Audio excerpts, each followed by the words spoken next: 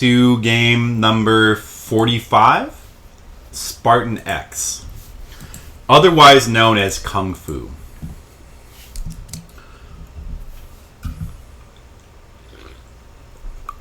Why is the couch yelling? Hey, Long Dizzle, what's up? It's just an angry couch. It's very angry about a lot of things. You know. Oh, thanks for adding the title, Mr. Leo. I appreciate that. Yeah, so this game is called Spartan X in Japan. In the US, it's actually called Kung Fu. Let me show you the American version. They changed the name to, because, Americans like their games to have more generic titles, so let's call it Kung Fu. Probably, like most of you guys know this game. It's actually, I guess it's the first beat 'em up for the Famicom, like the first actual beat 'em up, and maybe one of the first beat 'em ups ever made.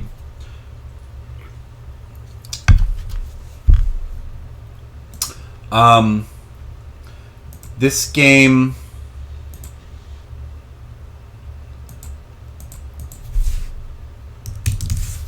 is supposedly based on the Jackie Chan movie Meals on Wheels, which in Japan is known as Spartan X. It doesn't really seem to have much to do with the movie, but I guess there is fighting in it, and maybe this guy's meant to resemble Jackie Chan. I'm not really sure.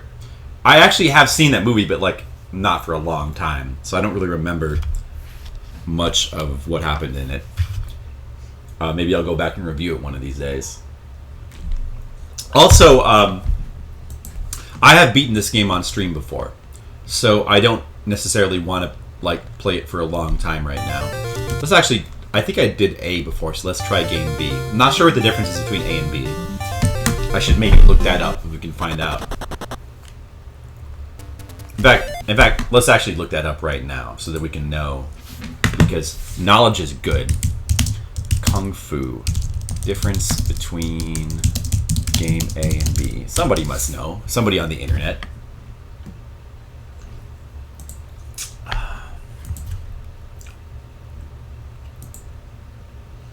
I'm sure it's just probably like a difficulty thing. Like maybe the enemies are faster on game B or something. See if we can find like a manual or something.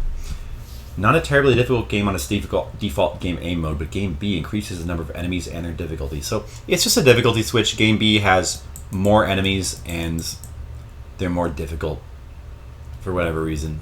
All right, we'll try. I probably beat the game on game A before, so we'll try on game B. It's pretty. So it's this could be like one of the first Famicom games to have like an actual voice sample. It's actually a pretty neat one too. It kind of sounds good, no matter how many times you hear it repeated. There's something kind of satisfying about that sound effect. Also, this could be one of the first Famicom games to have a life bar too. So these knife. Oh, he did a lot of damage. Maybe because of game B. You really need to kill these life guys. Oh, there's also a weird sample, a sampled sound effect when you die too. It sounds like a spring. Did you guys hear that?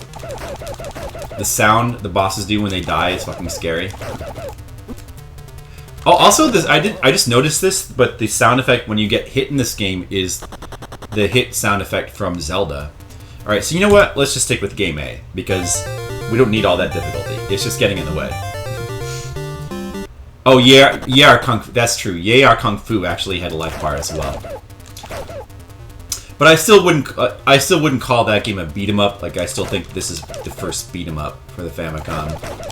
That's just more of like a prototypical fighting game. So we need to get through here, and if any knife guys show up, we need to make sure that we kill them as fast as possible and not take damage like that. Yeah, they seem to do less damage on mode A. This is the mode that I beat before when we played this on stream. Get out of here, fucker. Oh, there's a dude with a sword. I think that might be the first boss. I like the like spring sound effect when you beat enemies or bosses, or when you die. It's spooky. You find that to be spooky? I just find it to be funny. Like, it's funny because it's just weird. So I'm not gonna play this game that long because I have beaten this on stream before. So I don't really feel any need to beat this again. But I don't know. Maybe we'll do it. I'll play through it once. You know. Ow.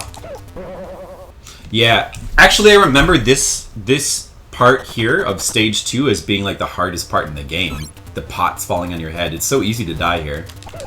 And then the dragons can just kill you. And those snakes do like a lot of damage. And the stuff that falls is like really random, so most of the place I was dying, like when I was trying to play through the game, was like this section here with the pots. It's really tough.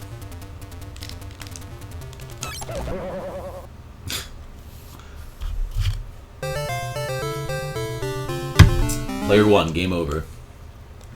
Alright, I'll play one more time.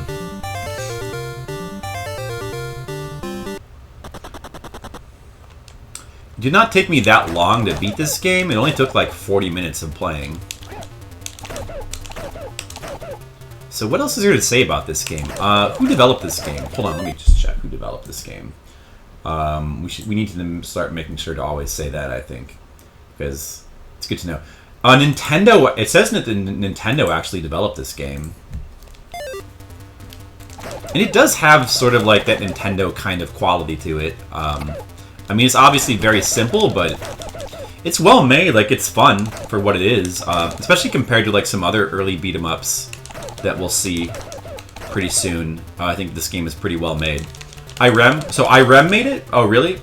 The Crontendo list says Nintendo made this, but maybe it's wrong. Maybe I need to...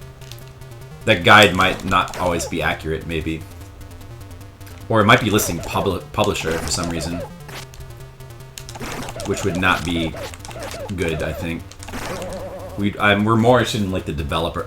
We don't really care who published these games. I just want to know who developed them. So was it IREM? Are you sure? No.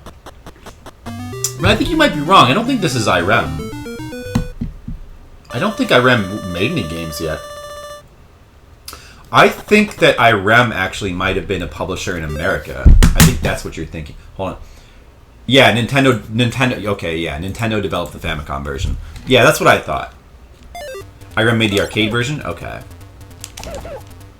Okay, so you can actually like kill these things before they hit the ground. Oh fuck.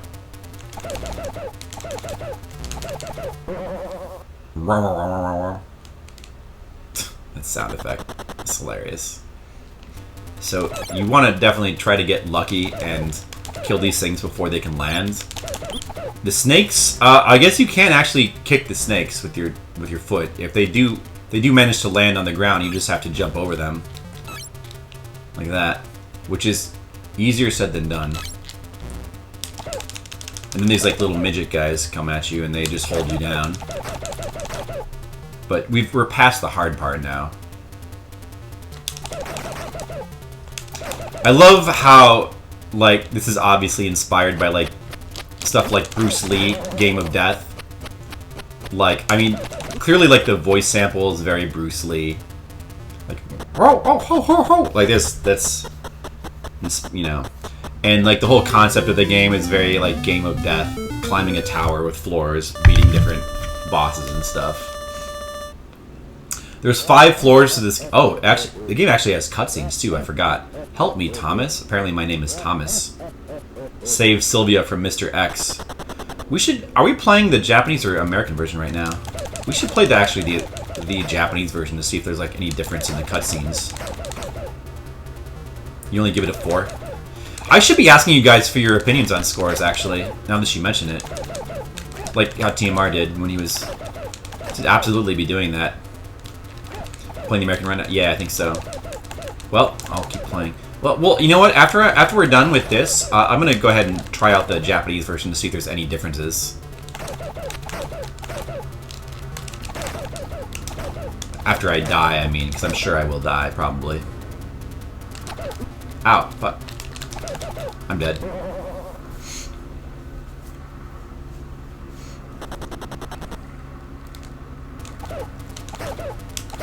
This game's not, it's really not like that hard if you just simply have good reflexes and just react to everything appropriately.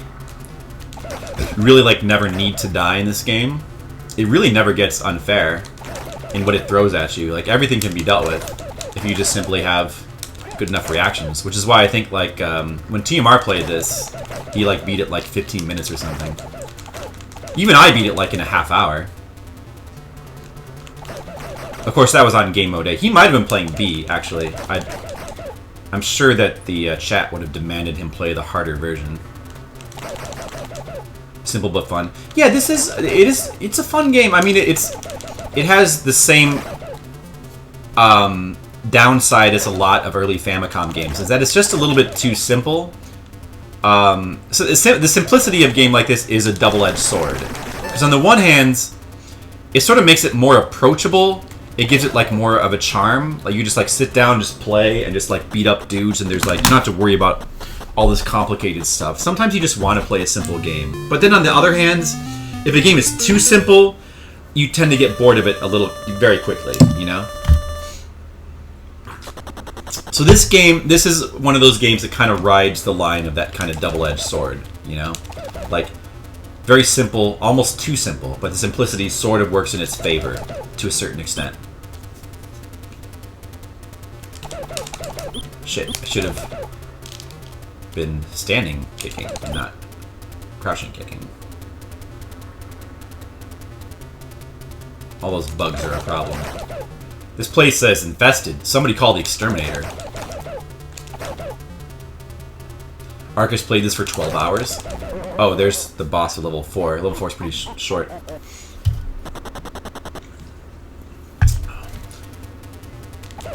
Like, why did Arcus play this for 10 hours? What happened there?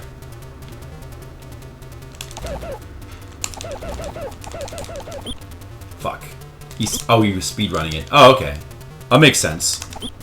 Damn it, I should have ducked. Oh, well. The music in this game is, like, not what I would call good, but it's better than... It's a lot of early Famicom games have been having music like this. Like, almost ambient, kind of just, like, notes in the background, like, that are very, very simple. Like, Ice Climbers had that style of music, Balloon Fight did, Wrecking Crew did sort of as well. I guess those are all Nintendo-developed games, too. Like, this kind of very, very simple, not even meant to really be like music, but just more like background noise that's kind of playing. But, like, it works for a game like this, better than silence. Here, let's try playing Spartan X, the Japanese version, to see if there's any noticeable differences.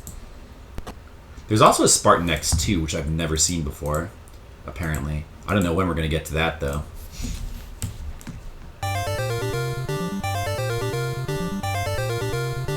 Oh, that's interesting, Kevster. So I see. So he just picks a new game. Fresh Friday. That's a cool concept. I should really... I've never been to one of Arcus's streams. Like, I know him. Everybody has heard of Arcus, but I should really, like, follow him, probably. This stream sounds pretty cool. I like that concept, too. The Fresh Fridays. This game is ported to Game Boy. Not surprising. Like, a lot of hit games for the Famicom were ported to Game Boy. And usually they were very similar to their Famicom versions, but just a little bit inferior. Uh-oh. Fuck. Just start over. Extremely chill and relaxing. I like chill and relaxing. Zero rage. Yeah, I tend to not like streams with a lot of rage. Like, there's certain exceptions to that. Like, there's something about TMR, the way he rages, that's hilarious, that I love. But in general, watching people, like, get really mad, especially if they're kind of blaming the game a little bit for their failure, it really just bums me out, and I don't really want to watch them. Like, I can handle rage in small doses, but most people, I really just don't want to see them rage. And I try not to rage on stream either. And usually, if I'm really pissed off, it's more at myself, because I feel like, for whatever reason, I should be doing better. Like, I don't know, like, I was kind of, like, with Dig Dug, for some reason I felt like I should have been doing better than I was, but then at a certain point I realized, no, the game actually is just that hard. But yet, you know, I still had some of that residual, like, I should be doing better feeling, you know? If I go into, like if I play a game like say, Holy Diver, which we probably will play at some point, I feel I probably wouldn't be raging at a game like that because I expect it to be super hard, you know? I don't expect to make rapid progress. It's really all about, like, that kind of rage usually just comes down to, like, your expectations for how well you should be doing, you know? Whoops. I only rage... Yeah, the thing that pisses me off the most is when my internet is just being horrible. That I can't seem to control myself when it comes to getting mad at my internet. I know I should be more tolerant and understand that that's just the way the technology is, but I just can't help it. Fucking God, I just hate that. It's the worst.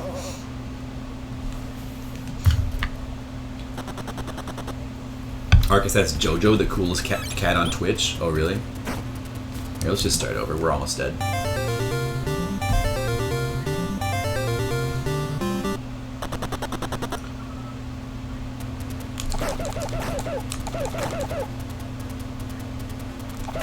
I called Mahjong bullshit and had mic clipping. Did I rage at Mahjong? Did I? I don't recall that. I think I got a little bit mad because it seemed like the computer guy was cheating or whatever. Or, like, he just seemed to be getting, like, better draws. Also, I didn't understand how to play. So I might have just been being an idiot. Yeah, this is Spartan X. We're playing the Spartan X version. Basically seems completely identical to Kung Fu. I think the only difference is the title screen. I just would like to get, like, a little bit farther, maybe, you know? Don't necessarily need to beat the game. We've beaten this game before, so I don't have to beat it again, but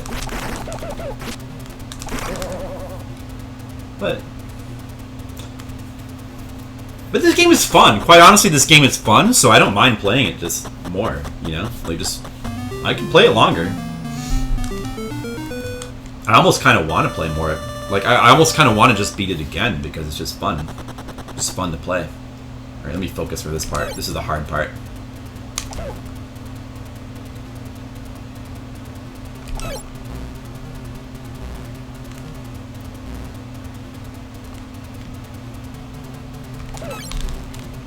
Nice. Okay. Nice. We need to pass that part without it taking any damage. That's, like, actually super good, as far as I'm concerned. Because that part, you're almost always going to take at least one hit there, I would think. Boomerang guy's pretty easy. He's not quite up to the level of the boomerang dude from Zelda 2. Boomerang Gorilla guy.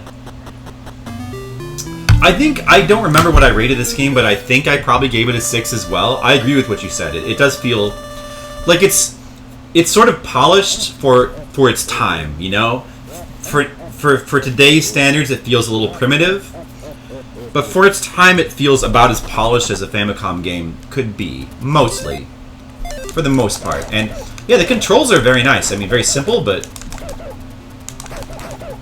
pretty responsive. It feels good to play. It feels pretty good. I mean, a large part of why it feels so good is probably the sound effects as well. You can't sell that short, but you don't find it to be fun, Skittles? Huh? I find it to be...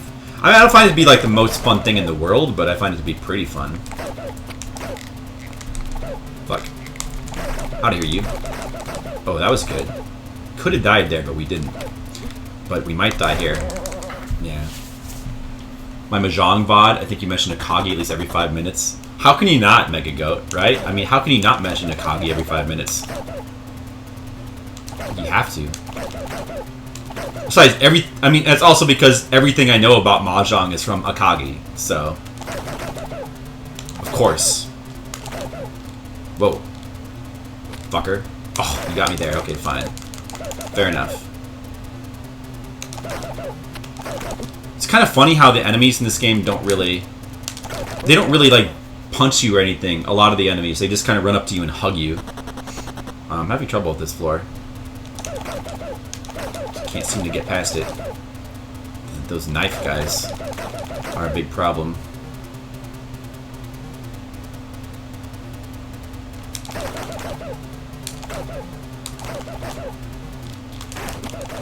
Get out. It's not over yet, though. You can still do a lot with one single life.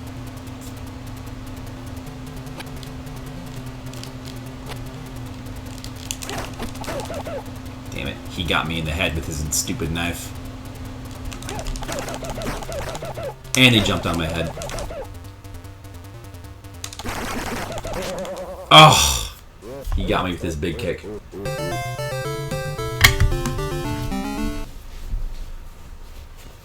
Hey, Canvas Screen, what's up? I don't think I've seen you here before. Or if I had, or if you've been here before, I don't remember, so I apologize, but welcome. So that's Spartan X. I think we basically played enough to get the point. I have beaten the game before. Here, let's go to the guide. So it actually will already be in the guide. Let's just double check what I rated. I think I probably gave it a 6. Oh, it's under Kung Fu. It's under Kung Fu. Let's see. Oh, I gave it a 5. The music I gave it 2. Wow, I was very harsh. I can't hear you. I'm gonna raise that to a 3. Maybe it's just because like now I'm playing through everything from the beginning. My perspective on it like is totally different. Since I'm seeing all like the Famicom games, like all the really bad ones, and like I'm seeing where the system like its origins and its roots. But stuff like this seems better to me now. I sort of feel like it should be a 6. Because honestly, for what it is, it's good. I don't know. Maybe it should be a 5. Decent game. Yeah, I mean, it is very simple. Maybe a 5 actually is appropriate, you know? I think I'll leave it at 5. But it's just one of those things. You can kind of go either way, I guess, depending on your mood. What should I put here? Encore? I don't know. Oh, we played Spartan X version, so I'll put that in there.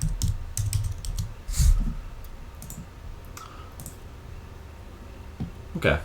Yeah. What do you guys think? By the way, what would you guys rate the game? We should be asking you guys for ratings. I mean, if you guys want to rate every game.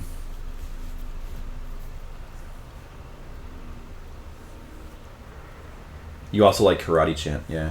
So you're a fan of that game. That's why, I guess that's why you're here, Canvas. You give it a 6, but 5 is fair. Yeah.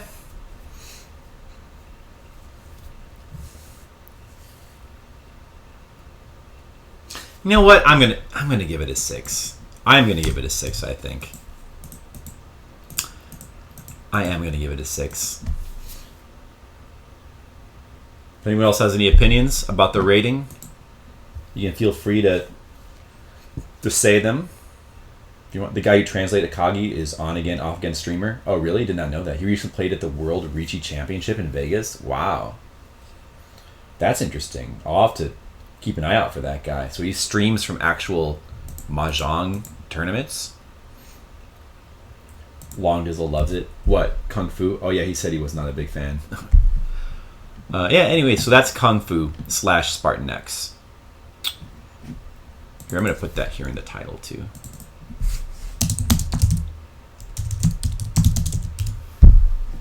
All right. Let's continue.